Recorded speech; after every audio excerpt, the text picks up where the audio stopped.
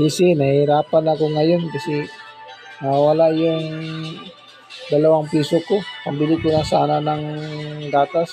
Kulang ng 2 piso. Kaya tulungan mo naman ako, Sisi, kung anong gagawin ko.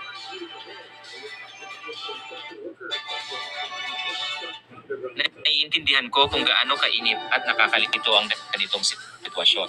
Pusoy TV, pero wag kang mag-alala. May ilang mga paraan na maaaring mong subukan para makuha ang kulang na 2 piso. Isa, maghanap ng maliit na pagkakakitaan. Baka may mga simpleng gawain tulad ng pagtulong sa mga kapitbahay, pag-aalaga ng mga hayop, o paglilinis ng bahay na maaaring magbigay sa iyo ng dagdag na kita. 2, humingi ng tulong sa mga kaibigan o pamilya.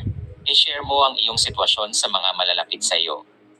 Baka mayroong mga taong handang tumulong at magpahiram sa iyo ng 2 piso. 3, mag-ipon ng maliit